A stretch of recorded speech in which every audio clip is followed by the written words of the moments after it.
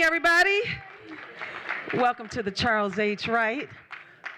My name is Toya Hankins, and we're ready to get this show started. We're so happy to have you all here tonight. Are y'all ready to get funked up? All right. Well, now y'all know we couldn't have a conversation without a little music, right? So we have one of Detroit's rising stars here to kind of set the tone, get things started. You may have seen him on stage with many other artists performing, or perhaps as one of the lead singers of Detroit's own The Dramatics. So please help me welcome to the stage Detroit's own Apropos.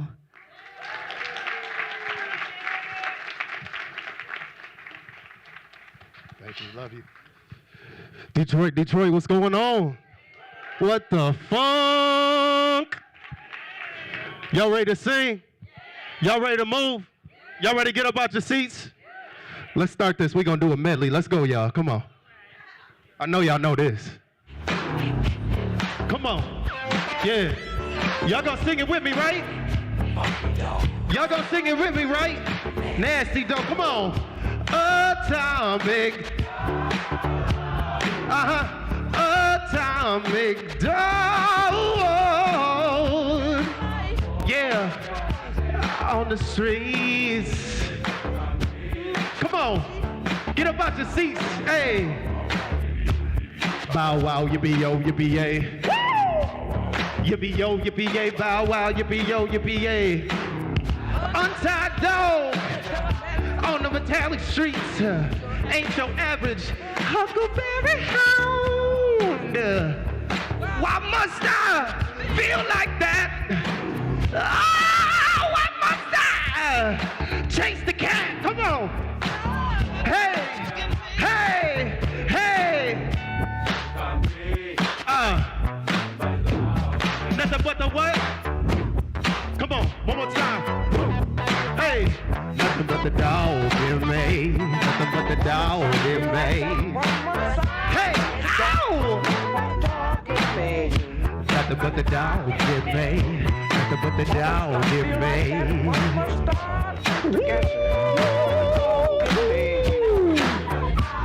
Why must I feel like that? Why must I chase the cat? Hey. Nothing but the dog in me. Nothing but the dog in me. Hey, why must I feel like that?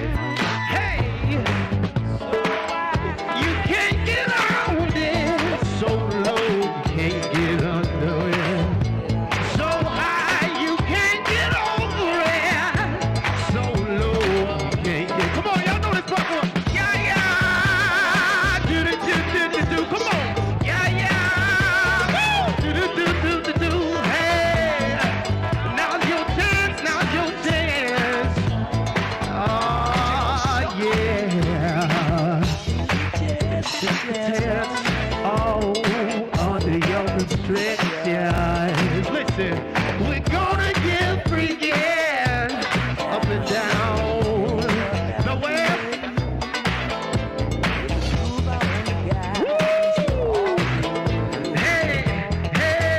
Hey, ready or not, here we come, getting down on. Come on, stop the sound. Hey, one nation. Woo! Oh, yeah! Come on, hey, Jimmy, don't tell me now. Woo! Can I get it on a good foot? Good going. Hey. Oh, yeah. Woo! Nothing but the fun. Come on. One more time. Yeah. The virus, the fun, the whole fun. Nothing but the fun. Put the funk up here. Come on. Yeah. Hey.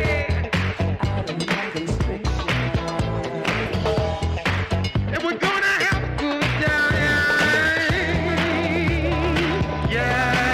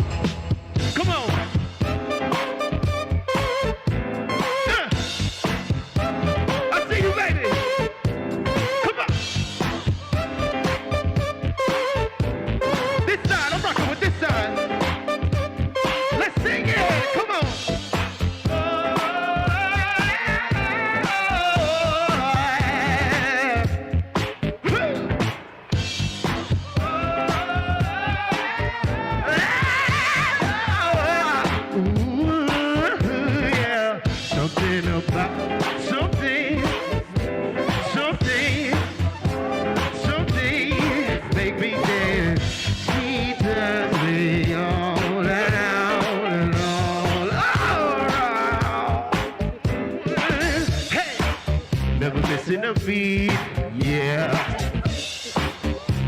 The need, yeah, but not just need. Oh, what you did agree with me. Never missing a beat, yeah. Oh, boy, was in need, yeah. The girl's a freak, the girl never misses a beat, yeah, yeah, yeah. What you did agree with me. It didn't work, no. Why? It wasn't funky no more. The freaking, yeah. It was not just knee deep. What you did agree with me? Woo! Hey! Come on now, y'all.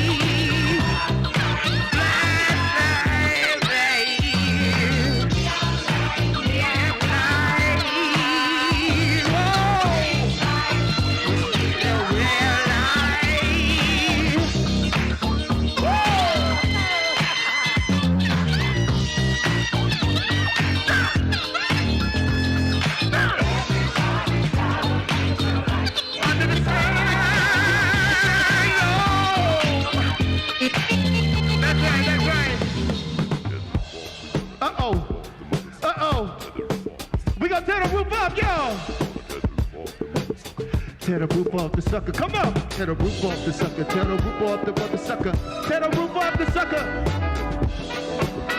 Alright, y'all, we all gotta sing this, come on! Gotta take it down, there's a whole lot of rhythm roll around. Woo! Come on, y'all, sing it! Yeah! There's a whole lot of what we want! Come on. Yeah, I hear you. We gotta have this now. Oh, I want the funk, yeah. Oh, gotta have the funk. Come on. Yeah, yeah, yeah, yeah, yeah, yeah, yeah.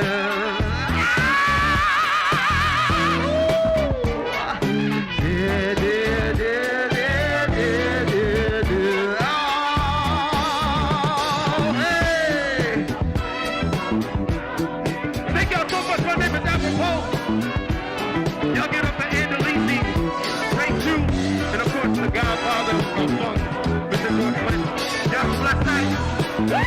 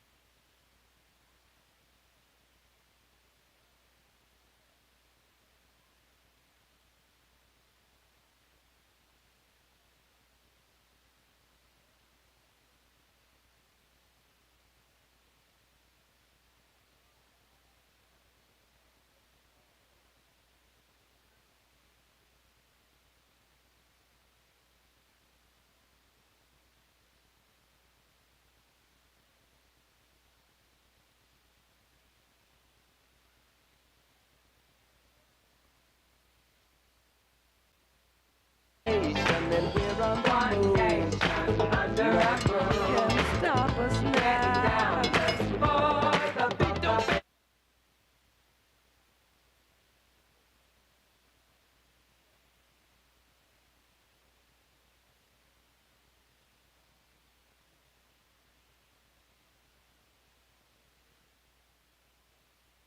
One nation and we're on the move. And Stop we're us on the now. move. Nothing can stop us now. You can't stop us now. Giving you more of what we're fucking for. Giving you more of what you're fucking for. Please don't tell me now. Got to get it on the good foot. Good God. One nation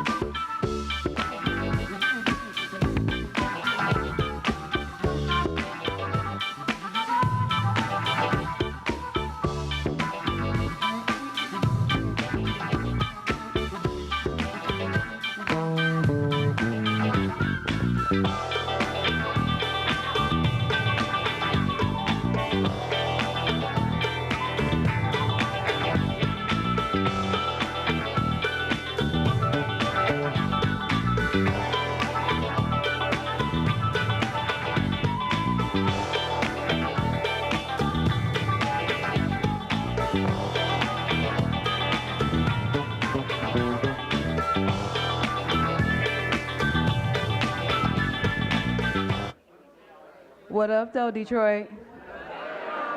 We got a real type of thing going. There's a whole lot of. Come on, y'all, one more time. We got a.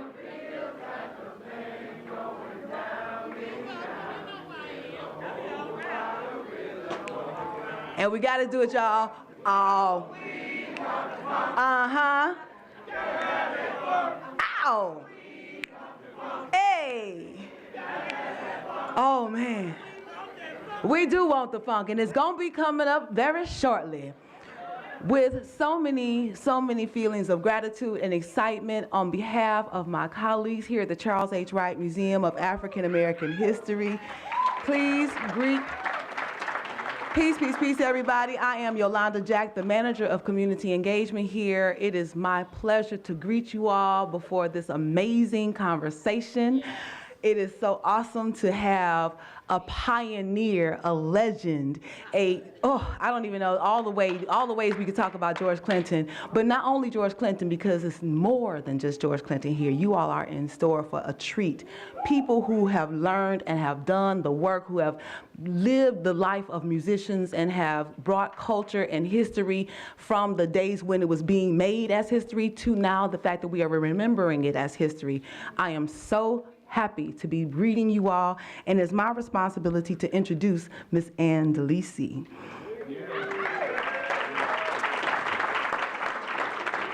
Ann DeLisi is one of Detroit's most well-known radio personalities, a DJ, podcaster, and business owner who is involved in multiple aspects of Detroit culture and can be heard on Detroit's WDET-FM public radio station.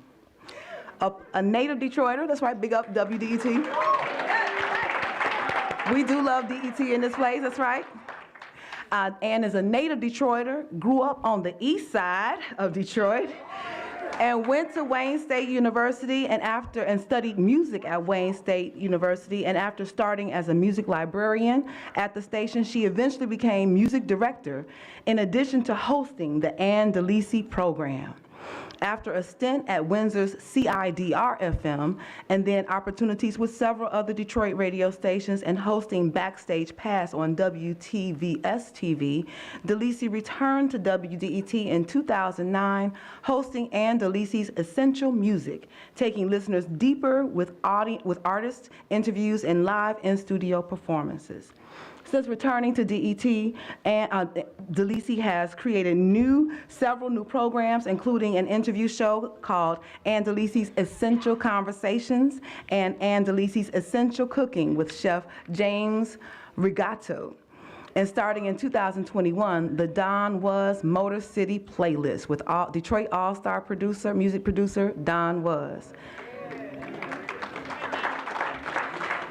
And continues her dedication to a wide spectrum of Detroit culture and joins us tonight to facilitate this conversation with George Clinton. Please help me welcome to the stage, Ann DeLisi.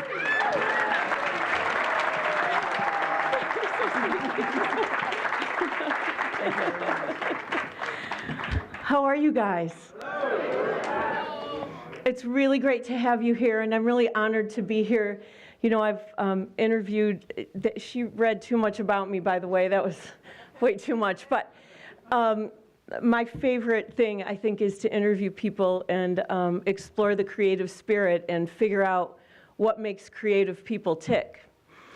And this, our guest tonight is a bucket list interview for me. And I am beyond honored. I was just talking to George backstage about how he used to come to WDET to do fundraisers and to help us raise money. And this was back in the 80s and 90s. And I was really young back then, and I was completely awestruck by his presence there. And I've always wanted to be able to have a conversation with him. I do want to tell you that we will barely scratch the surface tonight. George has been making music for 70 years.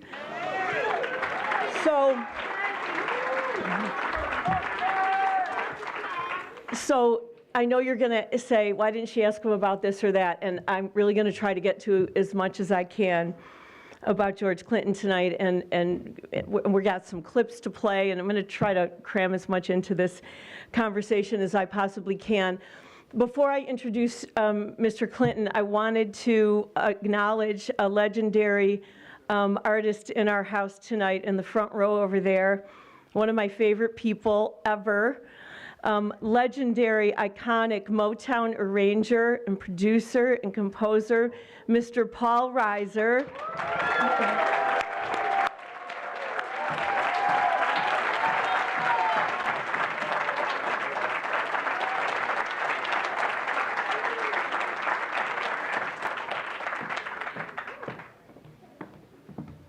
I had the opportunity to interview Paul in front of an audience a couple of years ago, and that was a bucket list too, so.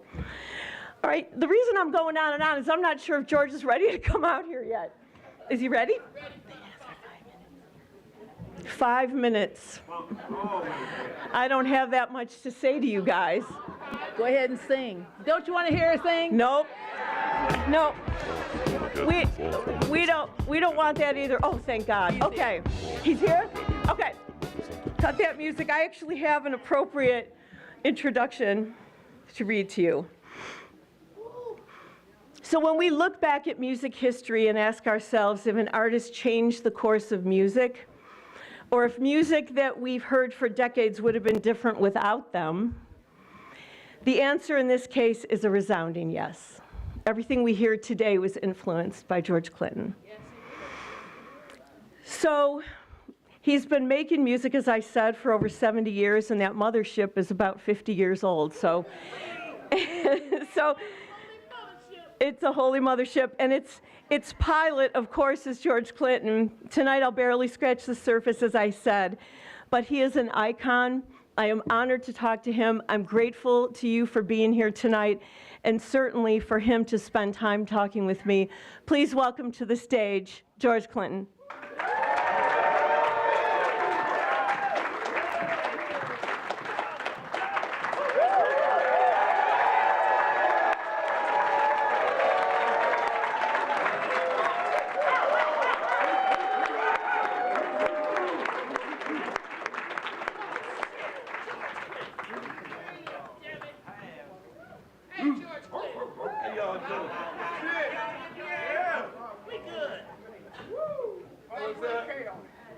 What up, Joe?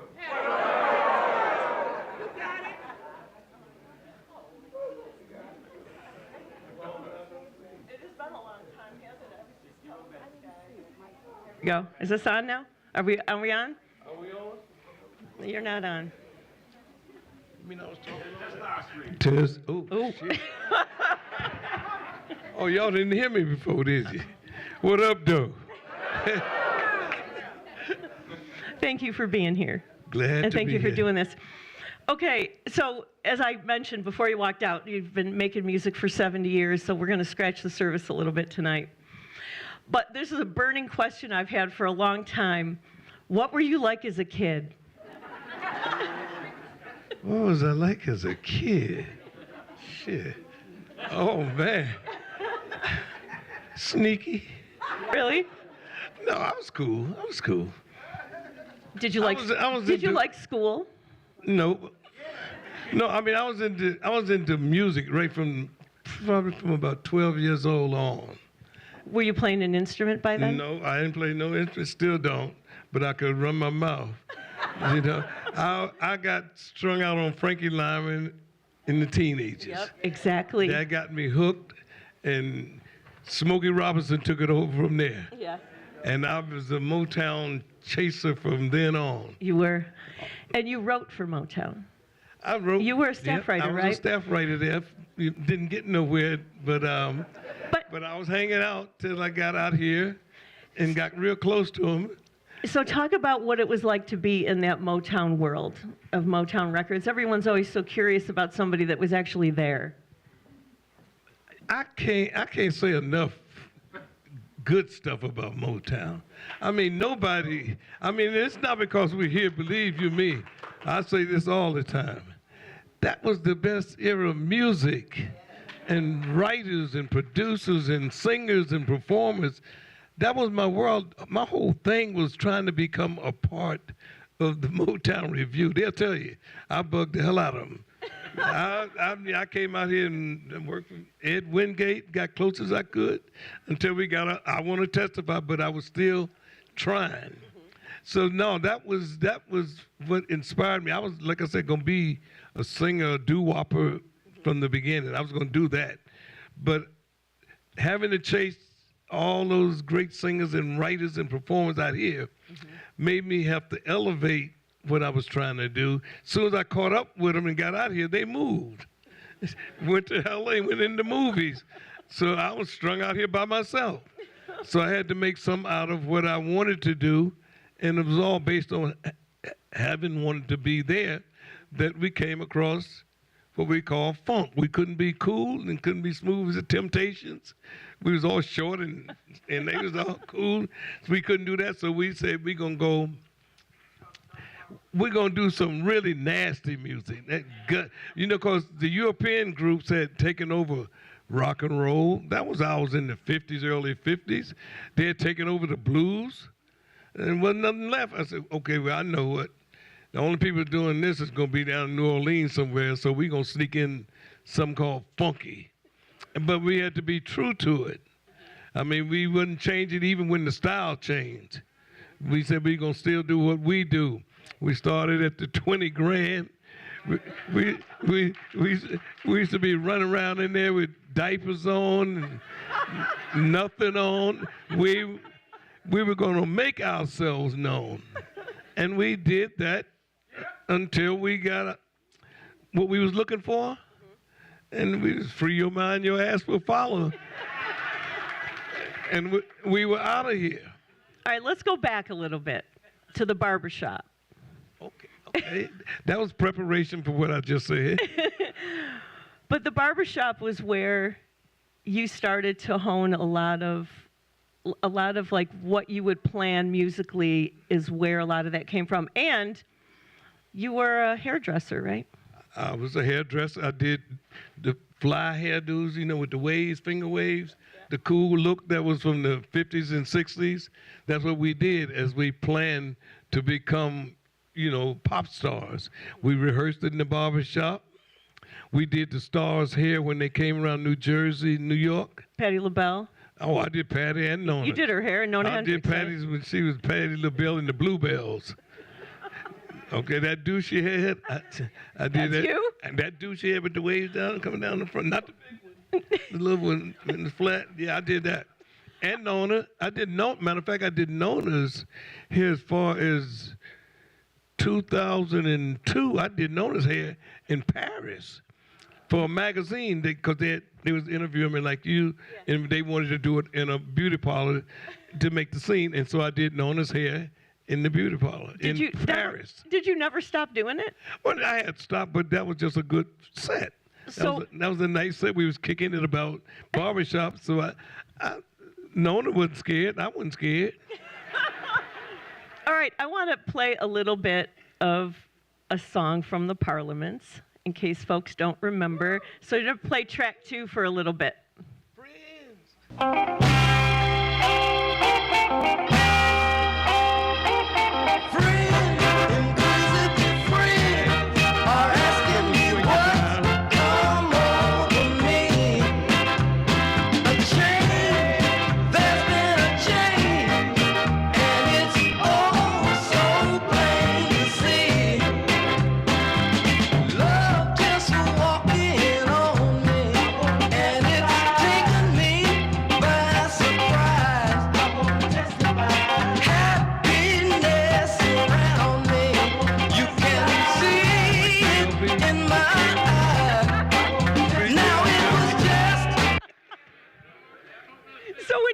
To that, do you remember recording it? Do you have? Oh, hell yeah! What studio were you at? Do you remember? That was United. United Sound. United Sound. So. That's right around the corner. Yep. Can you talk a little bit about United Sound, because so many people have like questions about what it was like to be in that legendary place, because so much music was made there. Wow. I mean, I can think of being in there. Probably was doing One Nation Under a Groove. And Aretha Franklin and what's the girl name from London? Annie Lennox. Annie Lennox. Sisters are doing it for Sisters themselves. doing it for each. Yeah. We were there while they were recording. You were? We was in the A room. They were in the B room. Aretha had all the food in the world there. We was going back to stealing the food. And, but no, that was so much fun. Just being there, or either me taking the Red Hot Chili Peppers to go see Aretha. We were talking about George working with the Red Hot Chili Peppers, and Oh my God. Yeah, no, they're my boys. So we could have got in trouble though. they were at your house, right, in Oh Brooklyn, yeah, right? no, we was out in Brooklyn. They stayed with me for about 2 weeks, and I realized that I was much older than them, and I couldn't hang with them. And I might be a bad influence on them, but then they could have been a bad influence on me. I don't know, but we decided I'd bring them into town and got them an apartment here in Detroit. All right, we're going to go take a couple steps back, and we're going to play track 1. And this is a clip of you talking, and it blew my mind. So this is, this is a different clip, because we're going to go back to Motown for a second before we get too far off the rails, which is going to happen through this whole interview. But everybody was on you this talking about this Bob Motown Dylan music, kick. and The this Four is Tops, Bob Dylan. Reach Out for Me. Can you put that back for a second? Everybody was on this. Can you turn it up? Everybody was on this Bob Dylan kick. The Four Tops, Reach Out for Me, and Bernadette, and Standing in the Shade. All of that, all the day. Everybody was doing that. Mick Jagger was doing that. So when we did Friend, and where is your friend? Ask me what. I was doing my interpretation of Bob Dylan, but not Motown, but in between that. I have to admit, until I saw that you said that those songs like Bernadette were influenced by Bob Dylan, that never occurred to me, never. Oh, that was everybody. That was one thing. Motown was always up on whatever new was happening. They got their version of the song. They had a bunch of songwriters who could, same as the Brill Building. They'll write a song for you in a minute. You did your version of that. And I did my version. Testify was my version of that, that era. And like I said, that straight atonal friends and friends are asking me what come over me. Once you hear me say it, then all of a sudden, oh, that really do it. Reach Out for Me was saying, I want to run, but there's no place to go.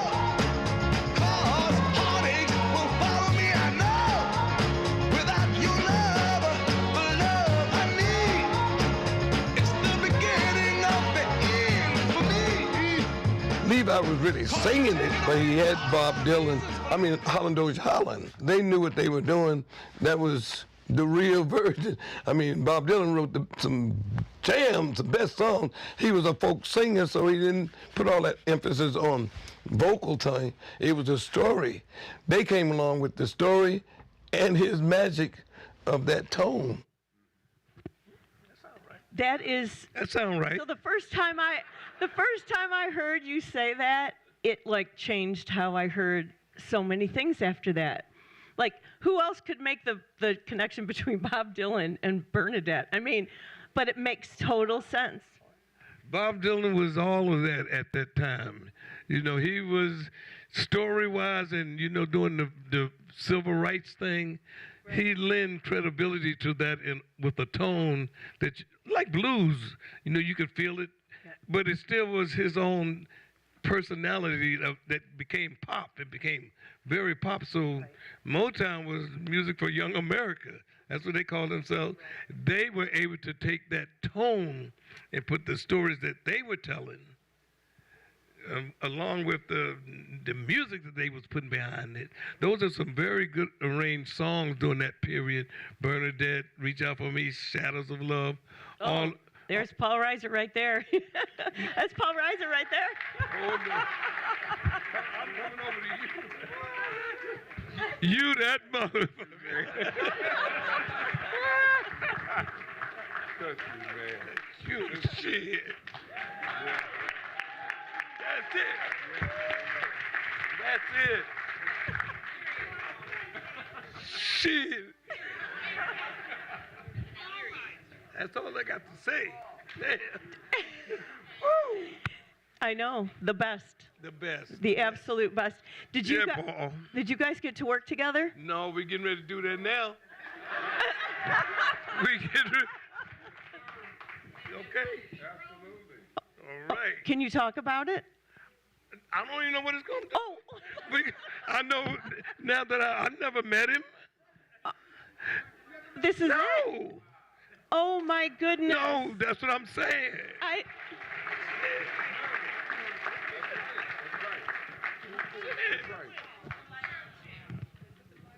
Yes, we always had a mutual respect on. Oh, and yeah. the music was our bond, see? And like he said, Motown set a standard. They set it was a Motown sound which nobody's ever duplicated again. Right. George, you came close. Okay. I tried. Because you love it, okay? Yeah. But literally, we have never been in the studio working together. Literally, okay? Now, Don Davis was our producer, and he was like the middleman, that fella in between. Don Davis, great producer, great label owner, just a great person, individual, a believer in you, me, and the whole idea of good music, man. Right. Let's keep it alive, man. Got to. Thanks, man. I tell you something else. I just talked to Brian Holland for the first time last week. Really? I talked to Eddie not for the first time. I talked to him years ago for a minute. But I talked to him a year ago, like a conversation, one-on-one, for the first time in the last year. And I'm just talking to Paul now. I'm complete. Well, okay, so you two are going to do something together. Oh, yeah. Is that right? It's going to happen. Oh, it's going to happen. Believe you me. Like I said, I talked to Brian the other day, and we said it. We're going to do something. Because it's that time now.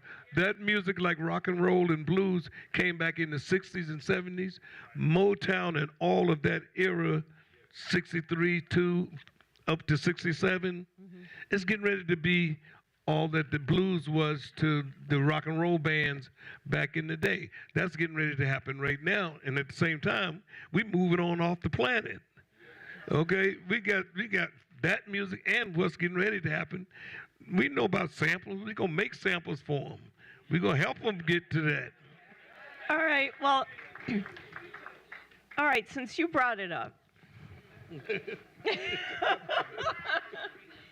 All right, I want to play number 4. This is Snoop Dogg talking about you. Okay. So let's listen to this. My first memories of hearing George Clinton's music would be, yes, in the 70s, hearing Knee Deep and One Nation Under a Groove and Aqua Boogie. I remember Sir Nose, I had his poster, the character that he created with the long nose and the white brim on, standing on top of water because he didn't like to swim. And I had that poster in my room because it was so funny, but it was dope.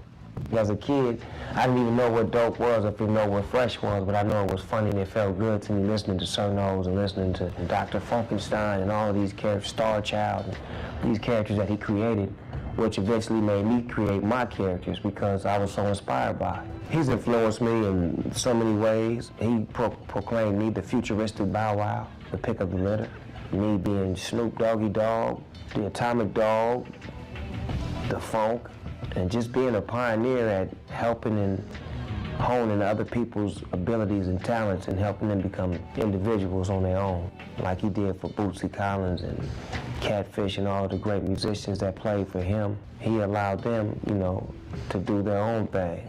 And that's what I've been able to do, to take on that, to be a leader in the studio and a conductor and a composer.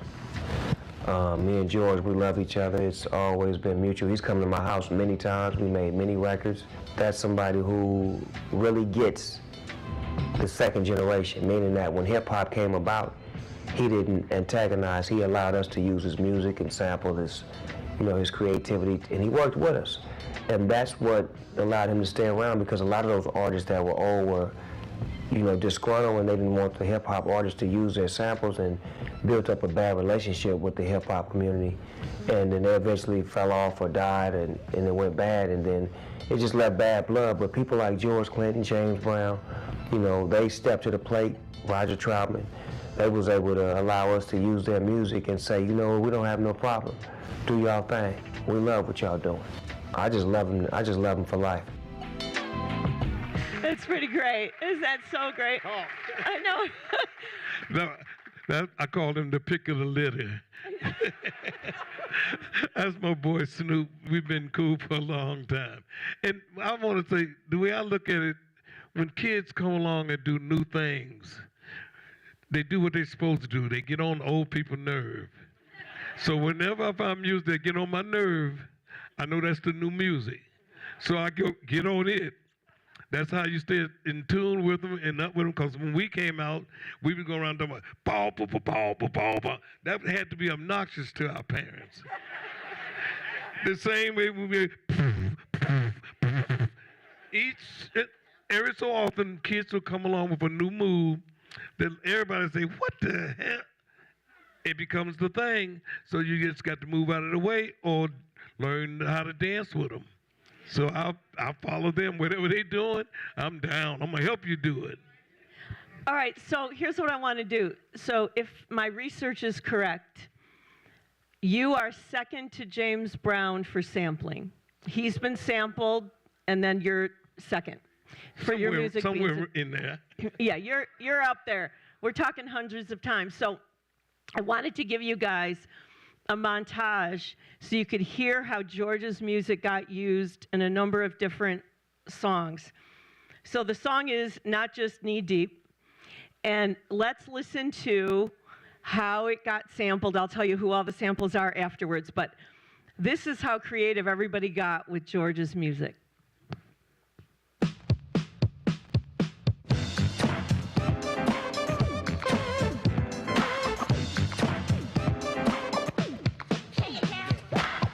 Mirror on the wall, tell me, mirror, what is wrong? Can it be my daylight clothes, or is it just my daylight song? What I do ain't make-believe. People say I sit and try, but when it comes to being daylight, it's just me, myself, and I. It's just me, myself, and I. Don't that sound like Mojo? It's just me, myself. Wow, wow, yippee yo, yippee yay. The sounds of a dog bring me to another day. Play with my... Now I'm hoping that you hear me, cause I love it when you hear me. And I'm telling you sincerely that if you kiss me, girl, I'll kiss you back. Cause I really, really, really like you, and I just wanna make it clear. We're gonna keep it fair and square. Kiss me and I'll kiss you back. You can't take no more from everlasting life. Took control of the floor. So jump out your seat, move your feet, cause the beat's complete. I'm never missing the beat.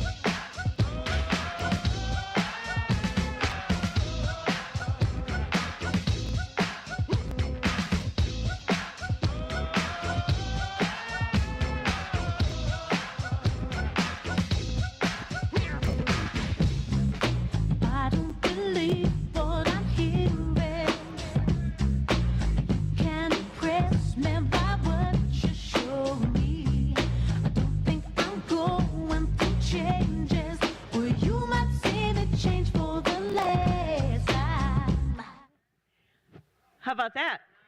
That's pretty good.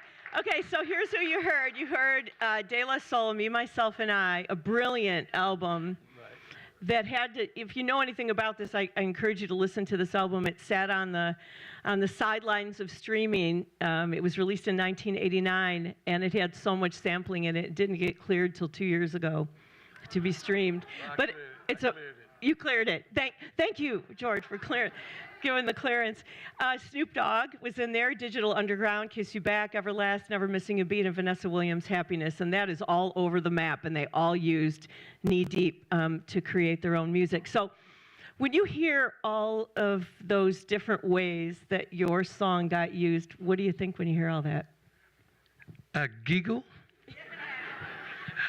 I go in the bathroom and pat myself on the back, on the shoulder. I flush that shit and I come out like ain't nothing happened.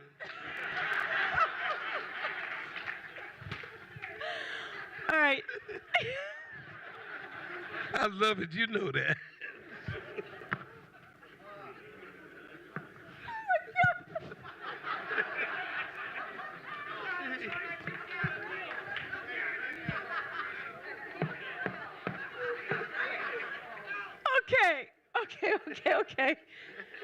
Okay, George.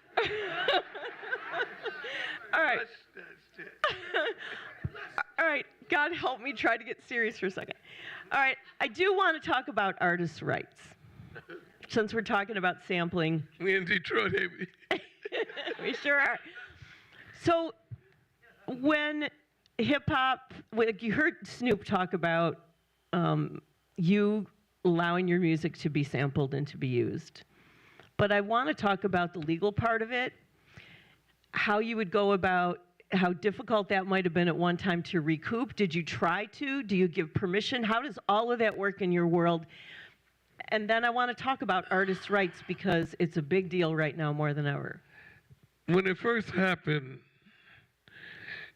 I didn't know what it was, but it was on the radio, and I knew it wasn't those K-Tel packages that be on TV. It wasn't one of those. I knew I would find my way how to get paid eventually. I was so glad to still be relevant, as opposed to not coming in screaming, but, just trying to figure out, what do I get out of this?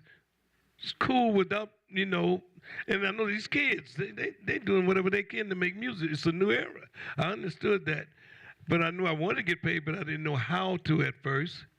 So, but De La Soul, the first one you played, and Humpty, those two, when they first put the record out, they came and found me and Tommy Boy Records. They gave me a nice sum of money.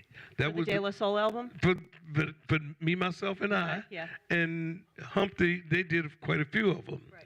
But they paid right then and there. I didn't get that from nobody else after that because now the legal part is coming in, and I know their lawyers was telling them, don't get involved, you can't get involved, the label is pushing. So a lot of them were scared to say something. Most of them were scared to say something. Right. I didn't know what to say, and I couldn't trust most of the lawyers I was getting. Every time I tried, they take the paper and run. So it took you a minute to dance around and figure out, how do I get paid? At the same time, I was a crackhead. I'm going to say it just like that. I was a crackhead. So I really didn't know how to do it or where I wanted to do it. I was out there. But at the same time, I made the music. I made the music and made sure that I still be here. My thing is to be here. Now that it's coming, I've got a lot of the masters. I own a lot of them now. I'm getting most of them back. I'm cool enough in my head to put up with fighting for it, laugh at myself, laugh at things that happen, and still be aspiring to get it all back for my kids. It's my heirs. It's generational thing that we got to take care of. I did my fun, but my kids don't deserve none of what happened. So I'm getting it straight out now. You see a lot of myself around now because I've been paying close attention to it. Got a family that's backing with me, an organization of people that are working with me, that we pretty much control our own destiny. We put our own interpretation. I'm having fun still. I can laugh at it. I also paint, doodle, and that's working. So I feel like I did it the right way, even though I wasn't And at the same time, the band is as hot as it ever was. We got our grandkids, our kids, and I got great grandkids in the group. Oh, that's so great. And they're still killing it just like we've been killing it for a while. We got a new mothership. I don't know if I'm supposed to say that. Yeah, we can talk about it. Oh, we can talk about it? Yeah, so it's 50 years. Oh, We okay. can't talk about where it's going to be, but there is a new mothership. Yeah, right? okay. Thank you. Oh, you know we're going to try. You know we're going to try. All right. So this is something I was going to ask you. So you know Don Was, of course. Sure, yes. All right, so Don and I were talking, and I said, I'm going to interview George Clinton. And I said, and this is what I said to him, and I go, I don't understand how he can remember so many things when he was high a lot of the time. And Don said, absolutely ask him. I don't know. Believe me, I surprised myself at some of the shit I remember. Because the proof of having been there around 1967, 89 is if you remember, you wasn't there.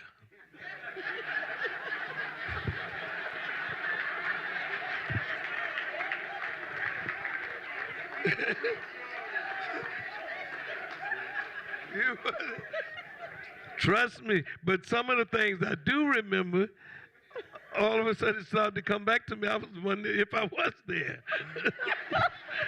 I probably was higher than I thought I was.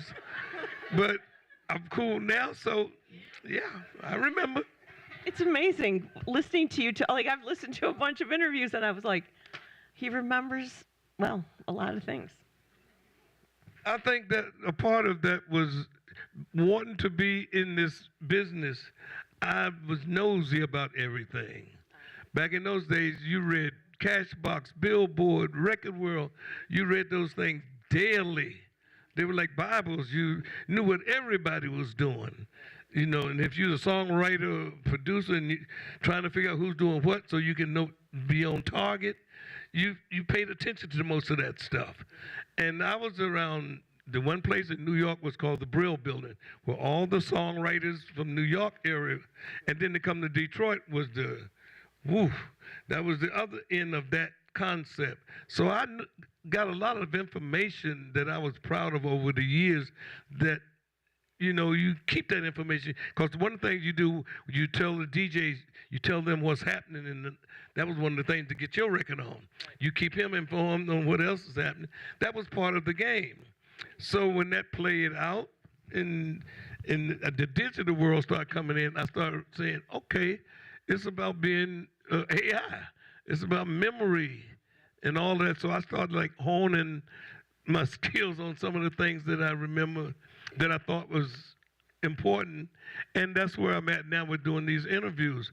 I know how important it is to bring out Motown, Stax, Philadelphia International. I know what it means because that's part of our history and that's part of what's going on right now.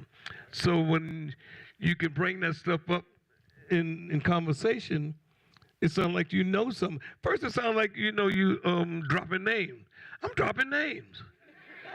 Oh, I'm doing that. I'm doing it. That's the name of the game. That's what internet is about. It's about getting them plugins, and and when people know people, or they think you know people, it works. So one of the things that Snoop said, and I saw you nod your head when he said it, was about creating characters. And one of the things, like I always thought after listening to your interviews and watching you, I thought, George methodically planned so much of this out. And not until I talked to Vivian and she said, oh, George said the plan worked. And I'm like, he had a plan. It might not have even been obvious to anybody, but you really, to have been doing this for almost 70 years, you had a plan. So what, in your mind, the methodical part of your career and how you were going to play everything out, I suppose what I want to ask you is, building all these characters was a way to do that, right? That's the answer. Characters last longer than we do. Bugs Bunny, Mickey Mouse, and all of them do not get old. They do not get old. They're around for every generation. And Sir Nose, Dr. Funkenstein, Mr. Wiggles, Bootsy, you know, and I made myself the last one. I didn't have my name out there until there was no more that wasn't in court with the record company. And that was that I used my name, and that was Atomic Dog now. So now it's not George Clinton, it's Atomic Dog. But characters do last longer than people, or, you know, trying to stand on stage. Once you get past 35, you old with the little kids, because they're the ones that's going to be making the most noise. 12 and 13, they call them teeny boppers. They're the ones that make the most noise. They're not going to be hollering for nobody 40 years old, right. 50 years old. You know, if it do, it's going to be a few of them. But for characters, you can be, you know, whatever age, and you're still all right. So all the different offshoots of you, you know, P-Funk, Parliament, Clones. all the clones, were you always planning to do that? Was it for other reasons? Was it for legal reasons? Was it for what were some of the reasons why you had so many different bands? And then all your individual artists who you supported, which you supported a lot of people. You said it right, legal. It started out legal. Parliament, after they had their record Testify, the record company went out of business. We couldn't find them. So Parliament name was tied up. We didn't know where he was going to show up or what. We couldn't, so we wouldn't take a chance on recording with Parliament at first. We just took our little brothers and cousins, the bass player, Billy Nelson, Eddie Hazel, Bernie Worrell, and Tiki Fool, and made Funkadelic. They were our backup band. We became their backup singers. They became the star on the first Funkadelic album. Was those 5 people? We were their backup singers. But now, with the group, it was called the Parlor Funkadelic Mint Thing, which means it was a thing. It's not just a group no more. That was the beginning of it. And soon as we did the Funkadelic record, got it going, we were able to get a record with Eddie Holland, Brian Holland, and Victor's, and became Parliament for the first time since we had left it. And now we got Parliament and Funkadelic. It stayed that way from then on. I realized that if the bride's got a hit record, I was going to be a bridesmaid. Okay? It didn't matter which one of us got a hit record, because it takes more than one record. Bootsy came in. We were all one nation under a groove. That's what we were doing.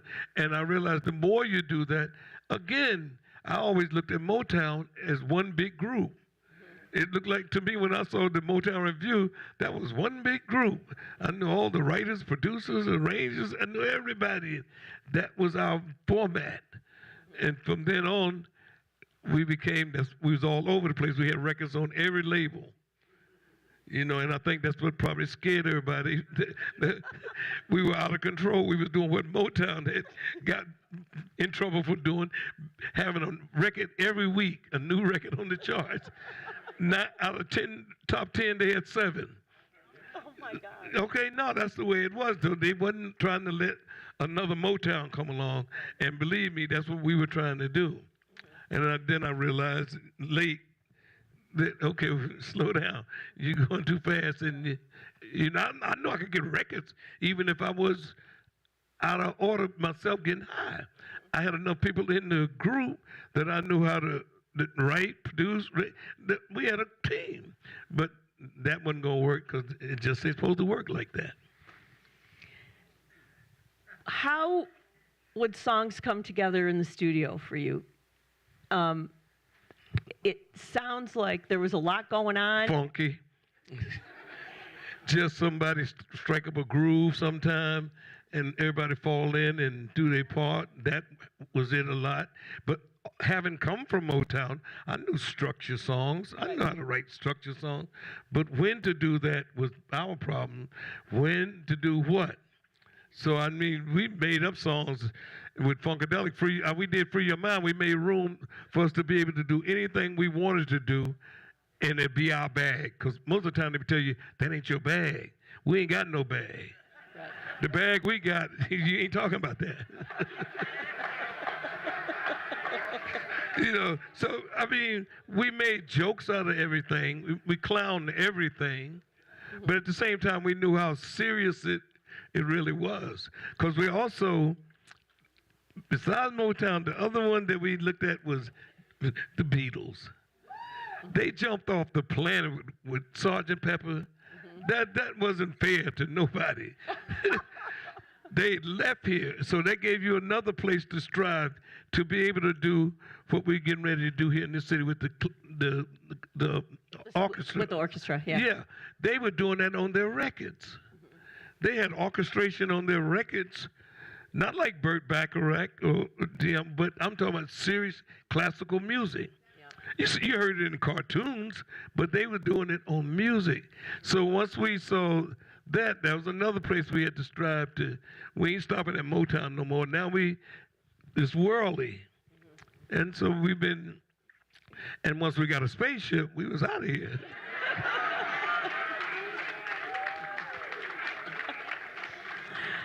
Okay, I want to play a clip of this song because I know that there's a good story behind it. All right, so can you play track 3?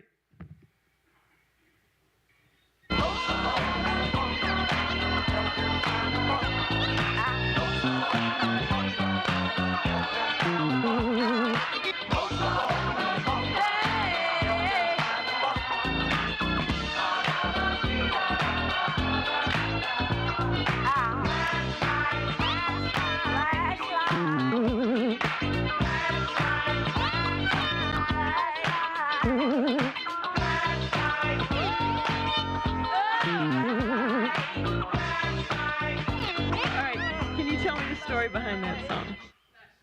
Oh, Flashlight. Okay. I mean, there's a lot of stories behind it. First of all, it's Bernie Worrell is playing the bass on a keyboard for the first time in musical history. Bernie is playing the bass on the keyboard. That's not a bass. It's not Bootsy. Bootsy did the rhythm guitar to track, but Bernie's actually playing the bass on that one. So that's one thing that's strange about it. So why did Bernie play we needed something new to do. Ah, okay. You know, we had beat up on bass with Bootsy on everything else. So now we had a track that Bootsy sent us. We took his bass off and put Bernie something fresh on there. Yeah. Bernie could play bass on the keyboards like Larry Graham would play for Sly. That was his concept. Consciously, he said that. Right. He was imitating Larry Graham on the bass. Now, the song itself, I was just trying to get something I thought that Jackson 5 might like at first, you know, but it always takes another turn once I get started. And once we got started, the ha-da-da-dee-da, ha-da-da-da-da-da, that was one of my friends in grade school, bar mitzvah. I remember that shit all my life. And for some reason, it just popped out when I was looking for something to say on that record. But the lick itself, Myron Sanford Sax, that was his bar mitzvah. I remember 14 years old. And I put that, and I didn't think of all that deep until I said it in an interview recently, and it went viral. I said, that's the truth. All right. I want to talk about some of the artists that performed with you, that played with you, that were in the studio with you. That's one of my first fans in Detroit, period. I know. I'm glad you got a good seat. You got a great seat. Okay, talk about Bernie Worrell and how important he was to the work you did. Bernie was, I knew Bernie in the barbershop. I mean, when he was a kid playing, you know, he was a genius playing keyboard. And he went off to Boston and become, you know, graduate of Boston Conservatory and all. Bernie was one of those child prodigies. You know, he was one of the child Him, Eddie Hazel, Billy Bass, and Tiki Forward, they were a special blend of kids, because they were really kids. And Bernie was the one that could read music. He could tell us what we was doing legally or what we was doing musically. We didn't know. We was ad-libbing. I'm out of my element because we sang doo-wop. Okay, but Billy, Eddie, and Tal, they all was the new generation of kids listening to Motown. James Jamerson called Billy the Little Funk Brothers. That's great. Little Funk Brothers, because they were a funky set, and Bernie on top of them, because I mean Eddie was phenomenal with guitar playing. Bernie on top of that, we could always make it look like we knew all kind of classical music and everything else, because he could play that alongside of Eddie being the greatest guitar players than Jimi Hendrix. Bernie could put over top of that the classical stuff, and we would like Emerson, Lake and Palmer, King Crimson. Right. We looked like we was a big jazz band. But it was the combination of all of those characters that when you put a Bernie Worrell over that, in that, it just makes the whole thing look like it's another level. All right, can we play track 6? Since you brought up Eddie Hazel, this is part of his guitar work from Maggot Brain. So let's listen to this.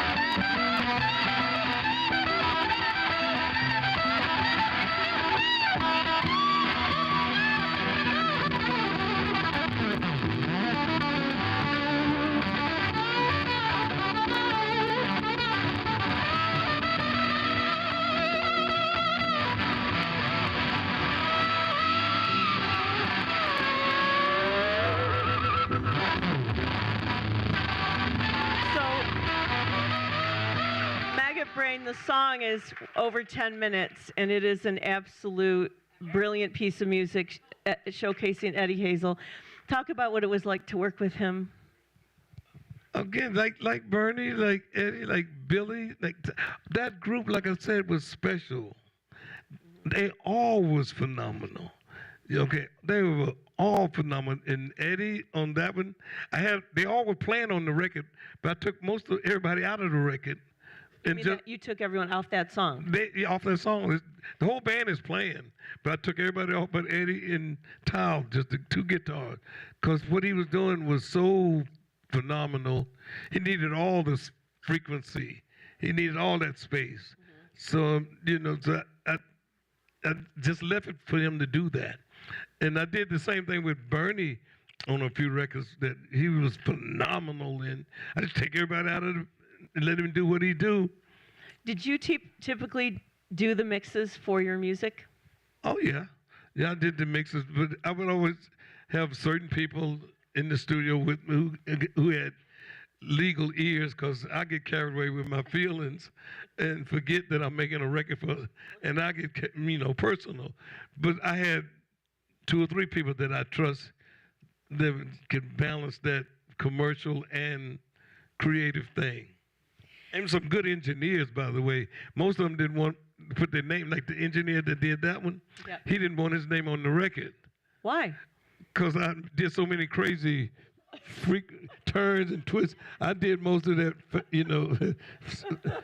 going from speaker to speaker, and I had just learned that from the Beatles. So I was doing it to death, and Jimi Hendrix.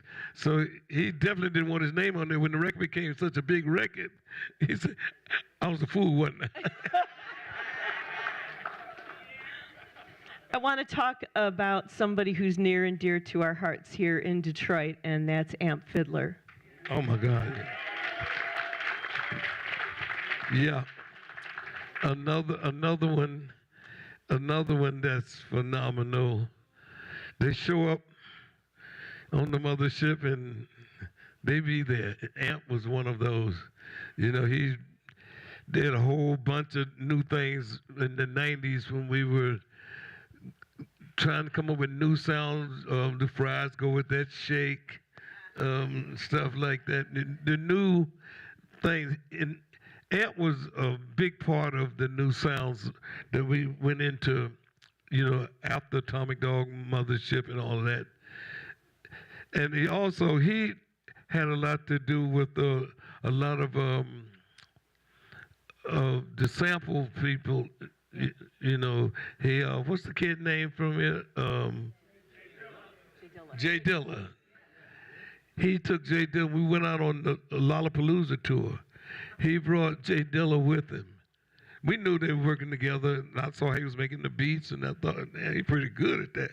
I didn't know it was a reality that you could put records out like that. But they were making those beats, and he took him out on the road with us. And when we got to New York, he left him there with Questlove and Q-Tip and all them. And next thing I know, the kid was a superstar making beats. And I'm saying, wow, that was it. He was in Amp's basement every day.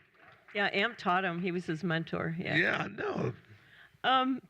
Sly Stone.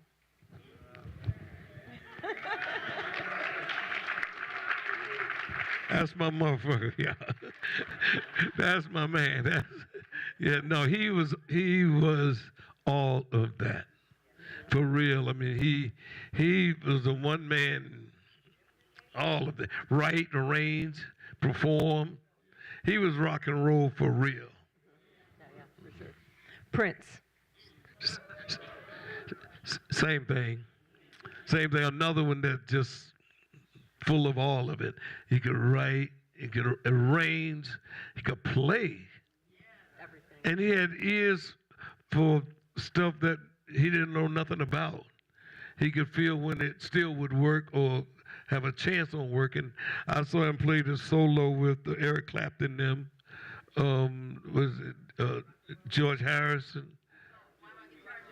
Yeah, but no, you don't pick up a guitar after that. You know that? Are you talking about the Rock and Roll Hall of Fame performance? So, you know, there was a rehearsal that day, and Prince went out there, and he didn't play. He didn't do a solo because somebody else was sort of showboating up there. And he went, okay. And then it came time for the performance, and that's why if you look at that clip, everybody is staring at him because they had no idea that's what he was going to do and no idea he was that good. Eric did. Eric was the one who told him to do it. Yeah, that's so great. That's the one, you know, he played it on the record, I think. Yeah. But he said, you do it. Because he had heard him do it. He knew what he could do. Right. And that was for not only the playing, the acrobats along with the playing. Either you usually can do the acrobats and not be able to play that good, or you can play that good and don't do the acrobat. He did all of the acrobats and was playing equally as phenomenal. And everyone would tell you that's the solo of solos. Yeah, no question. Well, speaking of guitar heroes, talk about the first time you saw Jimi Hendrix. Well, no, the first time I saw Jimi Hendrix, he was all of what he became anyway, right. But it wasn't doing that. It was basically playing blues on the stage with no shoes on and a tuxedo. And it was Isley Brothers. Yeah, he played on that. I seen him play with 2 or 3 people before he became the Jimi Hendrix Experience. When I saw him as the Jimi Hendrix Experience, I wanted to know what had happened. Because he looked like he had stuck his finger in a socket. His hair was blown out. He wasn't like that when he was with King Curtis. He played with King Curtis, and it was just a slick guitar player that had some nice licks, but he was still shy. He was in the back with his tuck on. But when I saw him again with the experience, I knew we hadn't done nothing. I mean, it was time to start my whole career over again. Because that was not anything in the rule books about what that record was about. Are you experienced? And I don't think they even did it again. They started becoming normal after that. That one, they went all the way out far as you could go. And then slowly came back to Band of Gypsies, where we all could kind of dance. But if you was a musician and you had ears for it, you realize that was not of this world. And as good as, say, he was playing the guitar, it was like Miles Davis playing the trumpet. It was that level of musicianship, besides the phenomenon that he was with that period of time. Because that was, that was a freedom time and that Are You Experienced time. And so it was a gateway to wherever we're heading now. Because we're just about ready to leave here.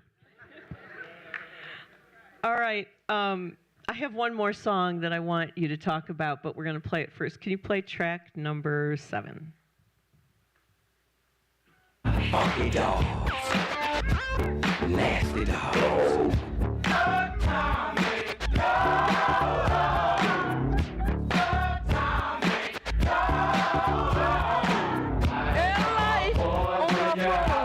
When you're out there walking the street, you may compete. But the dog, bow wow wow, yippee yo, yippee yay, bow wow, yippee yo, yippee yay, bow wow wow, yippee yo, yippee yay, bow wow, yippee yo, yippee yay. Untied dog in a telematic society.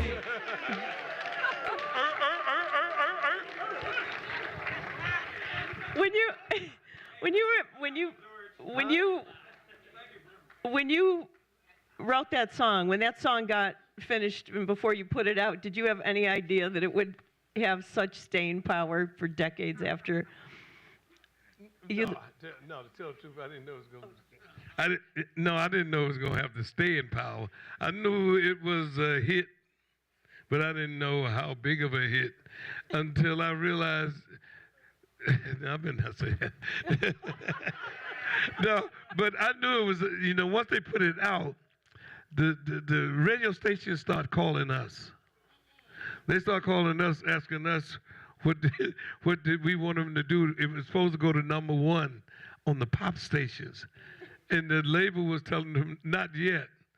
They had another record they wanted to go on the chart, so they were trying to swap off the numbers, hold it back. I said, will we be able to go to number 1 2 weeks from now? He said, you'll be able to go there 5 weeks from now if you want. So I said, cool, go ahead. But I realized that the record company at the time was still worried about us being too big for our britches. And they was trying to settle us down. That was after Knee Deep. You know what I mean?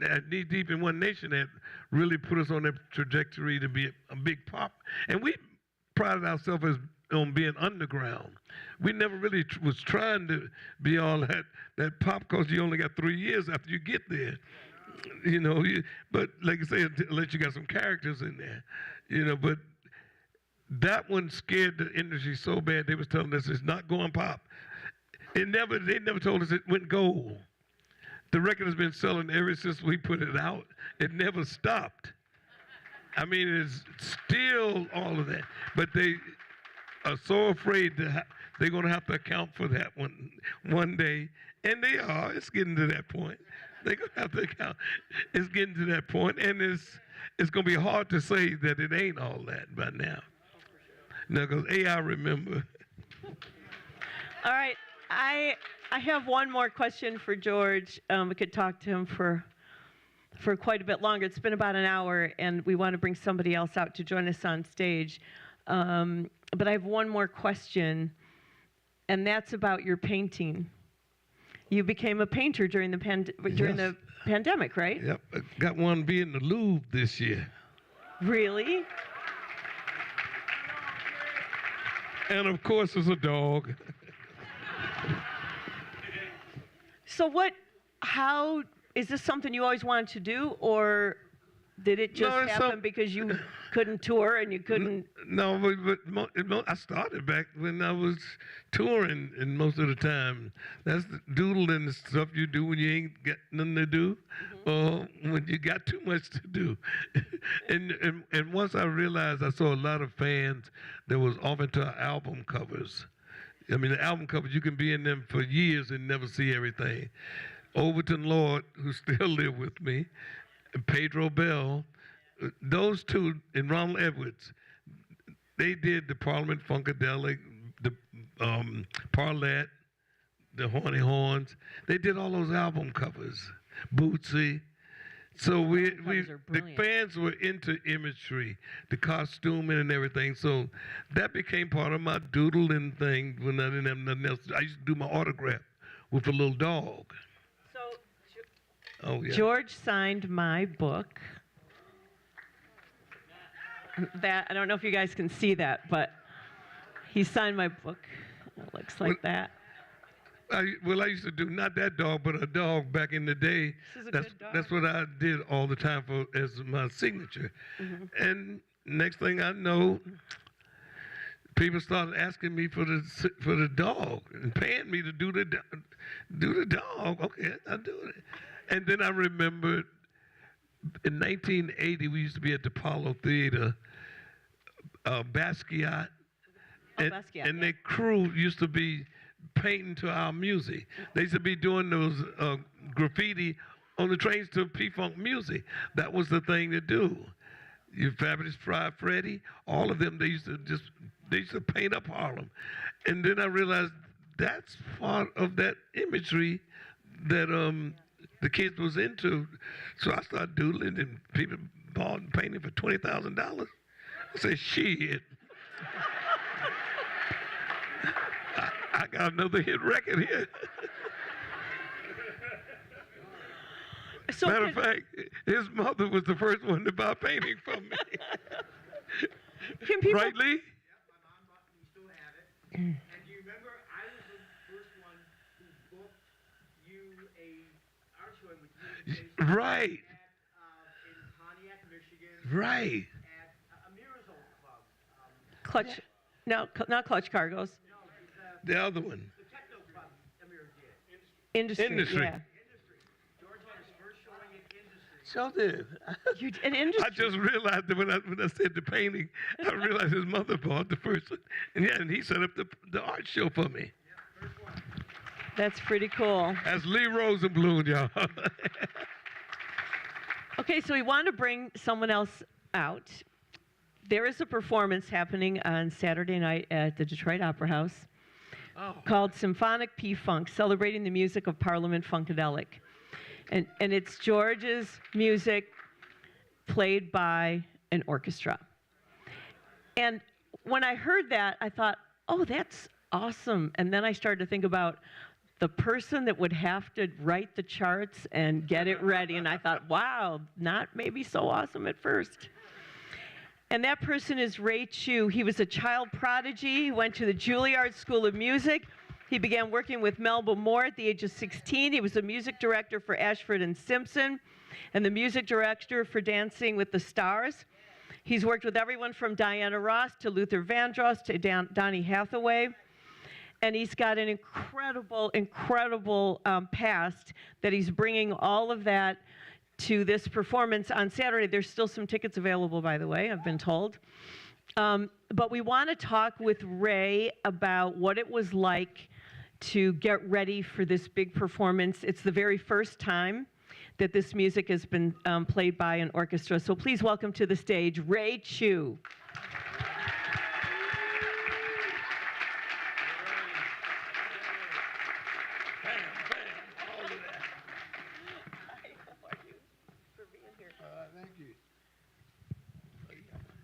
So Ray, that is what I absolutely thought when I thought, wow, this music is going to be, is that working? Hello. Oh, there it is. There we go. Okay, good. So there's a lot of questions I have for you, but the first is, when how did this idea come to be? And when it was decided to do it, did you jump at the chance or think twice about it? Well, I'll say that the idea came to me through Vivian. So Vivian, she's backstage. That's She is my hiding wife back and there. partner, and she's another 50 years with George Clinton, so she can give it up to Vivian. And so yeah. Now George discovered Vivian, and Vivian discovered George when she was like 16 years old, and so she's been ever since I've been with Vivian. It's been P-Funk. Yeah, she goes on to like a real into it, like, and sometimes I'm like, could you give us a break a little bit, She's like so into it. So that's how it came to me. Now, this whole enterprise of the collaboration and speaking with an orchestra, George will tell you, and he's said it many times, that his music is already doing that. Now we just have to put the pieces with it. The music is already orchestral. It's already speaking about with those kinds of colors and palettes, and so it's been a wonderful task to take this music and explode it out and make sure that we do like the doctor's job is, first, do no harm. So the first thing I want to do as an arranger and as an orchestrator and a conductor is make sure that I pay the right respect to the music and that the music does what it's supposed to do. And I take an orchestra and surround it and wrap it in some good, wonderful notes. How long have you been working on this? On this particular, it's been months. It's been months. Yeah, it takes a while. Yeah, to really, we're doing 15 songs, and all these songs, everybody's, they know them so well. So we don't want to. There's no new notes to play with the orchestra. We just got to find the right notes that's already there and enhance them. And while I do that, I want to tip my hat to Mr. Paul Reiser right there again, everybody. Yes. Because I learned a lot from him. I met Paul when I was about 19 years old as musical director with Nick Ashford and Valerie Simpson. And as a young arranger, and learning how to arrange for orchestras and horns and strings, Paul, would show me what he's doing by example. So the first time I was in the studio with Paul, I was working with Nick Ashford and Valerie Simpson on the Ascended record, and I was 19, and I was in the studio with these big, veteran studio guys, Eric Gale, Steve Gadd, all these guys, and so we're in the studio, and the very first, this is my first session of anything, and so I'm in there, and they put the music up, and I started playing. And he kind of very gently came over and said, young man, I think you missed a couple of notes there. I was like, yeah, wow. I say, but it was so nurturing that, and of course I said, well, I'm not gonna miss any more. But he from that moment on, I just saw the genius of his work, and so a lot of what I do in my creativity with orchestras and music is emulating some of the stuff I saw him do. So hats off to you, Paul. Thank you. All right, sir. How did you guys decide which songs? There's so many songs to choose from. So how did you narrow it down to 15 songs? Well, we just took, the best 15, but you're right, there's 20, there's 30. And I think we just took off the hottest list. And again, I'm gonna, No, I'll let him do that. Let me do it. I'll let her do it. She's Vivian took care of that. Vivian again. Yeah. So you've obviously heard what your music sounds like now through his arrangements, or no, you have. I heard something this afternoon and it sounded real good. So did it surprise you, or is it exactly the way you would have heard it? I know how good he is. But is it the way you think you would have heard it in your head to hear your music? I wouldn't try to listen to that. I wouldn't try to put that in my head. So on Saturday, you're going to be performing along with the the orchestra. And who else is going to be up there with you? We have Nona Hendrix. That's We so have, great. Are you going to do her hair? Who else is going to be up Vernon Reed on guitar. Oh, Yeah. that's exciting. And Rasan Patterson joining us. Yeah. So it's gonna be fun. Yeah. So is there room for improvisation here, or not so much since you have a 44-piece orchestra? No, does that work? well, there's room for improv within the structure of what there is. You know, 'Cause I don't never know what I'm gonna do. yeah. Yeah. It's a 2-hour show with the 20-minute intermission. So it's it's an hour and 40 minutes of content. So we can't just let it explode out. It can't be like the old shows, the 5-hour. No, we can't vamp. No, violins don't vamp too cool. But we're gonna get it all in there. We're getting it all in there. It's all in there. We got it. Well, I think it's going to be an incredible night. It's the first time, right? That this has ever been, this performance This is it. happening. Perfect that it's in Detroit, of course. It's at the Opera House on Saturday night. There are still some tickets available. I think you go to DetroitOpera.org to get tickets. And, of course, the incredible George Clinton will be there.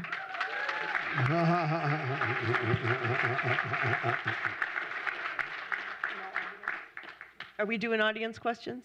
We are. Okay. So, again, thank you, everyone, for being here tonight. I hope you enjoyed this conversation. And George, for being so gracious and sitting down, and Ray, all your wonderful work. So we are doing some audience questions, I believe. Does anybody have? You're going to get a mic? Okay.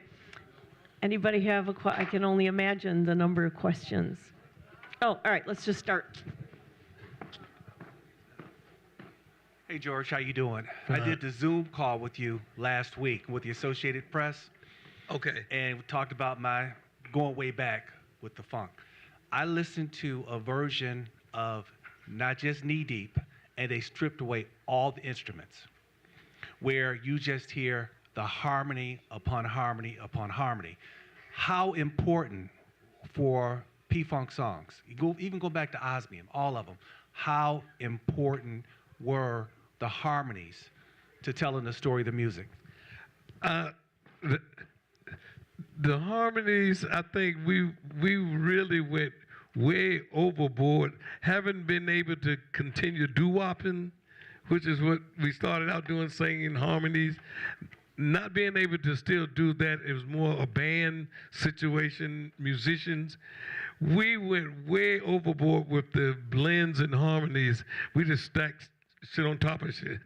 We did as much as we wanted to do, and then tried to even it out to make it commercial. We was been overboard with harmonies. We tried to do all kind of abstract harmonies, and we just investigated what we could get away with. So the harmonies was a big part of. Gary Scheider was from the church. He played with Shirley Caesar. So he knew that gospel harmony. We were doo-woppers. And then we also was from the Motown of stacking harmonies, octaves on top of each other. We did all of it exaggerated, So the harmonies wasn't accidental.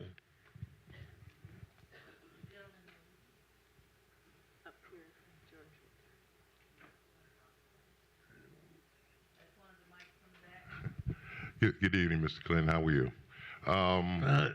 Just one question. Whose idea was it to start the song One Nation Under Groove the way it started? Because no other song starts like that, and it's almost hypnotic. I was at a party in 1979, sir, and I got inside the party, and I was 10 years old. And I wasn't really supposed to be there, but I was kind of tall, so they let me stay. The DJ played that song all night long, back to back, and it was just hypnotic the way it starts. And even to this day, it was so hypnotic. Whose idea was it to start that song like that? I think probably Gary Scheider, but he also had a friend that he brought in that was playing banjo. Not banjo, yeah, banjo. Yeah, he's playing, and he just sat in for the first time. We didn't even know him. Him and Gary said, so that intro you're talking about, the banjo sounding thing, that's somebody I don't even know who he is to this day. But that's that sound is the Gary Scheider. That would have been his thing on that one. It's not. Oh. Good evening, George Clinton. Right here. I just want to say I fell in love with the P-Funk with you years ago. My mother told me to go to bed, and I went to go in the bedroom, but the record I Want to Testify was playing on the radio.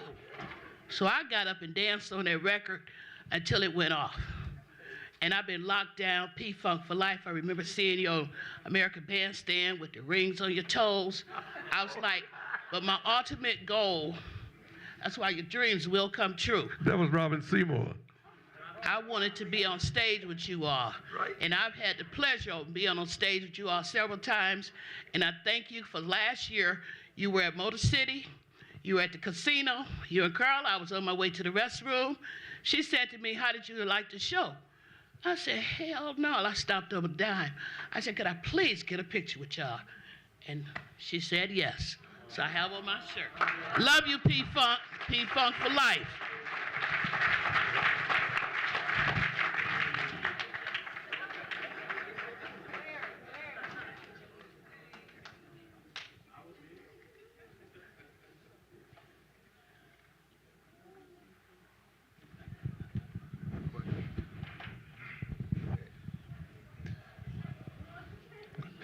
How you doing? It's really good to be here. I'm up here. Yes. So my question is, what was it like for you when Junie Morrison first joined Parliament Funkadelic? Whoa. That was I knew Junie was all of that, when he was with the Ohio Players. But he came along at the same time I was just explaining the intro to that song, One Nation. That was his first song. One Nation was the first song. That Dio Shuko, that line and that do, do, dio, do, that was his intro. He said, you do this, you do that, man. And when he did that, from then on, he was on his own. He could do anything he wanted to do. I'd do a track and put my part on it. I just give it to him. I ain't listen to what he did. I knew it was going to be all right. Junie, phenomenal.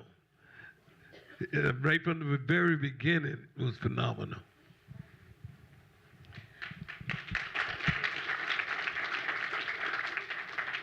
Good afternoon, George Clinton. Thanks for coming to Detroit.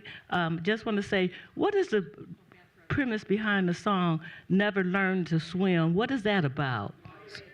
What was that? Which one? Never Learned to Swim. Oh, Aqua Boogie Baby. Aqua Boogie Baby. That's Psycho Alpha Disco Beta Bio Aqua Dulu. That's the rhythm it takes to dance through what we have to live through. It's like swimming between the molecules of water and without getting wet. That's what you have to be able to dance through to live in this world and not get effed up. You got to have that kind of rhythm and that kind of, you know what I'm saying, slithering to survive in this world. That's what that Psycho Alpha Disco Beta Bio Aqua Dulu, that's what it means. Never learn to swim in that.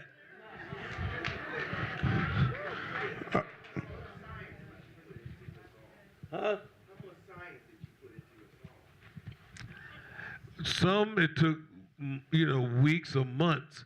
We do a little bit at a time. Some was just overnight. Knee Deep was 2 days. Thieving the Black Hole was real quickie. That was a real quickie. That whole Gloria Alla Stupid album was done real fast. Sometimes had to like say songs like Mathematics. I took me months and months to get a line in, to get another line as clever as the last one. And then once I got Kim Burrell singing on it, Sly wanted to get on it. So we went back and remixed it again, and you see there's 2 different versions. That one took almost 6 months.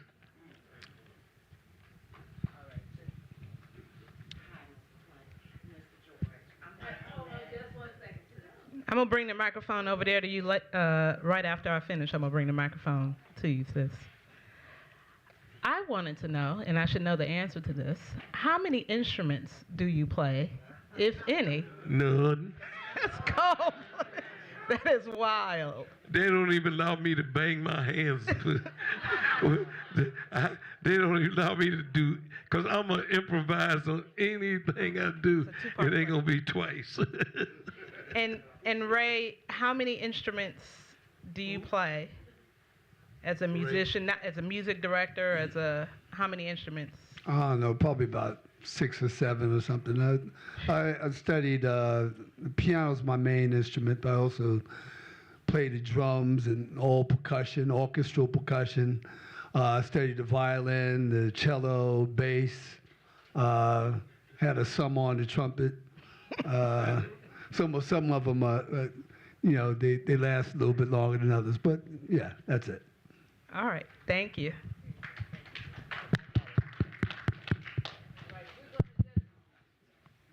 We're going to just do a couple more questions, and I see dozens of hands. So. And Gia.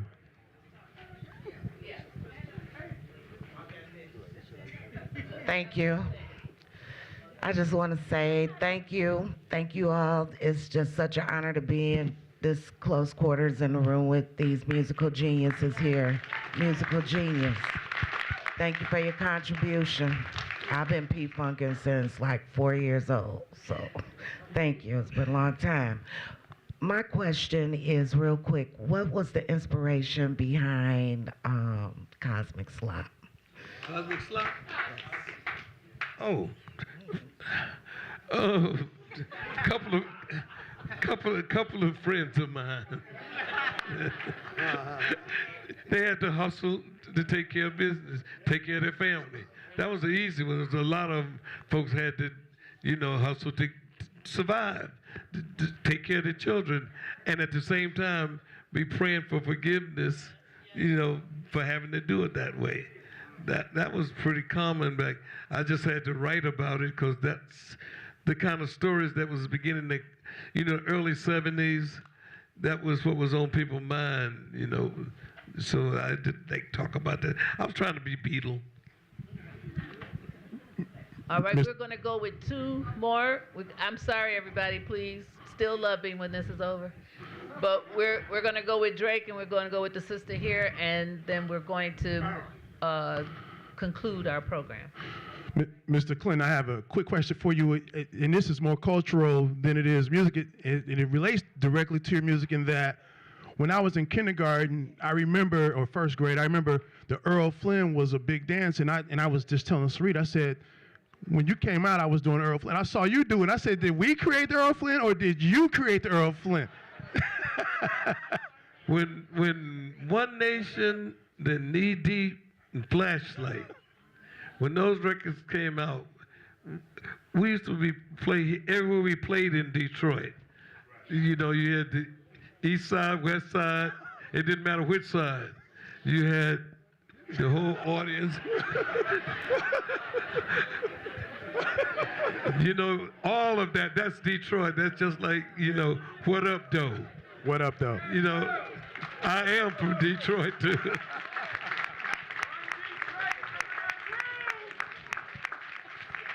Another thing, Mojo made those songs the national anthem. Hi. I saw Sheila. There she is. Hi, George. A bride How of are you? Funkenstein over there, y'all. They love me, and I love them too. I want to thank you Vivian and Ray and all of y'all for bringing the first one here to Detroit, because Detroit loves you like you cannot believe. Okay, do y'all love him? Do y'all love him? Do you love funk? That's right. But I just want to say, I have a question for you. Can you tell them what the meaning of funk is that you told me? Shit, what did I say?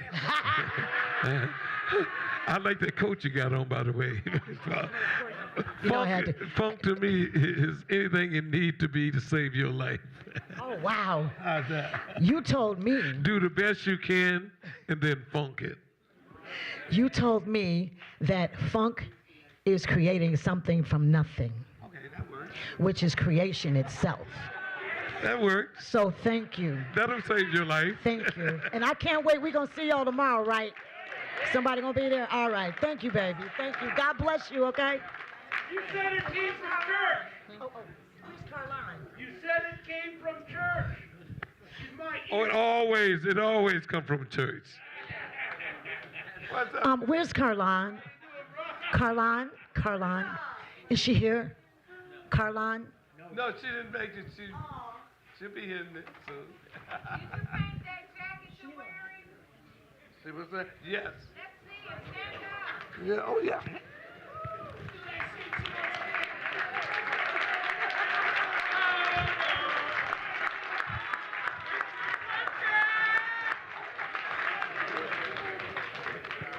Can we say only in Detroit? Only in Detroit. What's happening, Brooker? All right.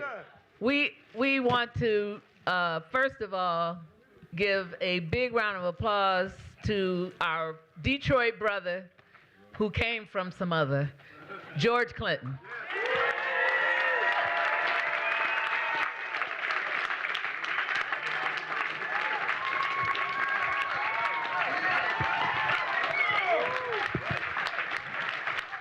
Okay.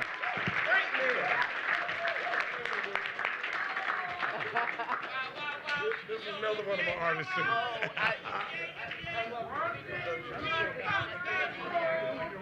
All right, before you all go, please know a couple of things. One is that there is a party tomorrow at the TV Lounge in George Clinton's honor. So if you can make it there tomorrow. On Saturday is the concert at the Detroit Opera House. There are just a few tickets remaining. Outside, we have a little reception for you, some drink and a little snacks. We're gonna do it. We're gonna do it here. And we want to thank everyone. Hold on, give him a minute. Give him a minute. We want to thank everyone who made this program happen. First of all, let's give a round of applause to the Wright Museum. The Wright Museum has created an institution where we can come to, I need you all to thank you. They don't know I am from Detroit. But we want to thank the Wright Museum for making us welcome here tonight and giving us this great opportunity, because George said that while he was in Detroit, he wanted a chance to actually meet with the community. And this was our creation to meet his request. We have some refreshments outside. We have a step and repeat for you guys to take some selfies. And we also, this has been live streamed. And if you want to check the Wright Museum website, they will list the link for those who weren't here or for those who want to review the evening. Thank you all so very, very much.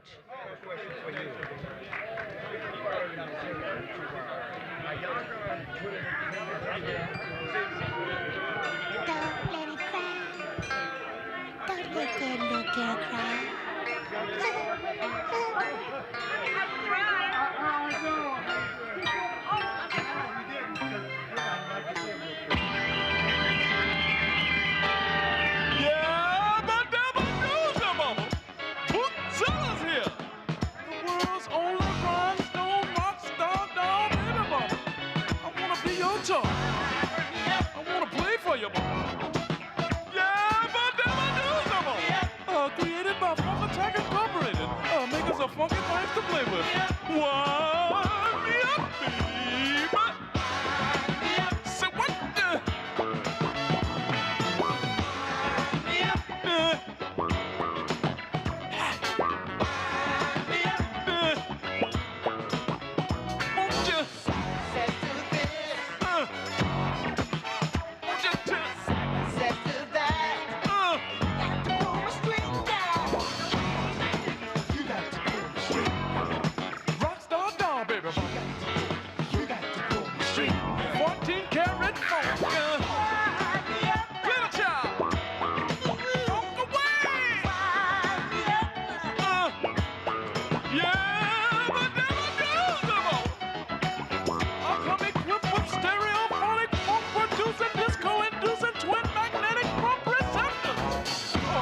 I'm bumming, you see. Just wind me up. Put me on your credit charge, baby. And at no extra expense comes this remote control unit. Oh yeah, I'm programmable. One heck of a doll, baby bubba. Bootzilla here. Made by the makers of funky things to play with. Trademark Funk Attack Incorporated, bubba. Pull my string, I'll dance, I'll sing, I'll play. Yeah, but never do the bubba. Wind me up, wind me up. I'll dance and sing. Funk away.